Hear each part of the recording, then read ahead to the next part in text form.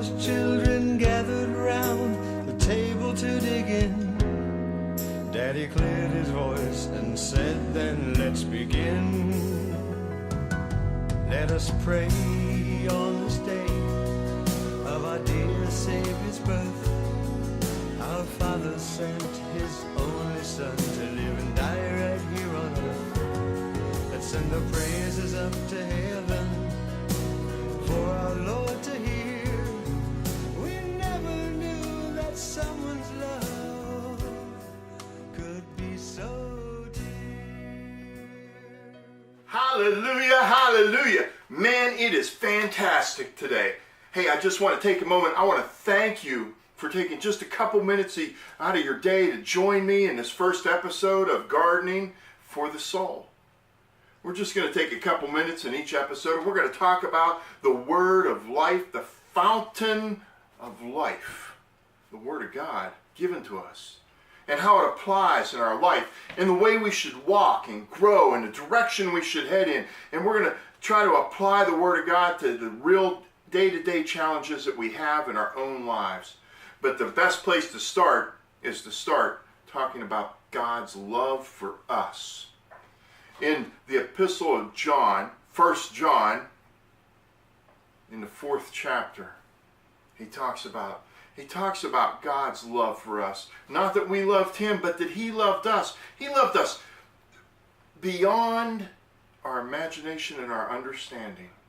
He loved us so much that He sent His only Son to die, to be the atoning sacrifice for our sins. You see, there's only two types of people in the world. Those who are saved, those who are not saved. Those who are saved, and that's an expression we like to use, but those are the people who have accepted Christ as their Savior. They said, you know what? I see and I recognize what you've done on the cross. I see what God has done, the offering He's made with His Son to be the atoning sacrifice, and that I cannot get to you to be restored to you, God, on my own merit, and I accept this sacrifice, that He would take my punishment in my place so that I can be restored to you. Furthermore, I submit myself to your authority, God. Now we're going to learn about these things, because these two things right here, they are the essence of Christendom.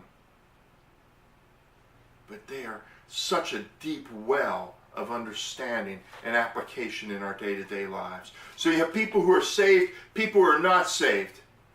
But right now we just want to talk about God's love. And I'll tell you what, the beginning of understanding, the beginning of knowledge comes from the fear of the Lord.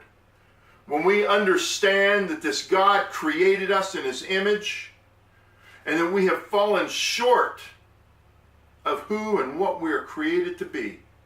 Basically, we are an apple tree that grows pears.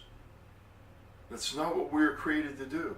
And God says, I want to make you, restore you to who you were supposed to be.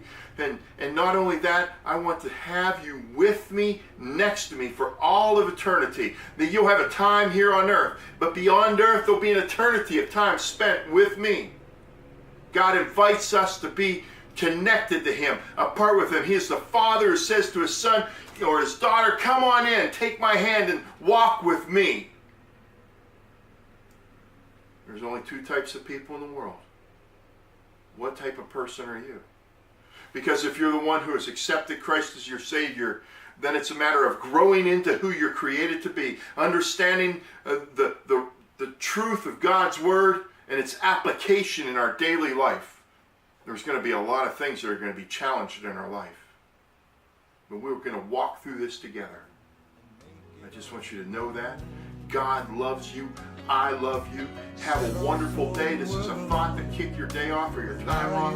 Carved in stone. So think about it. I never knew the emptiness of being all alone. Though I'm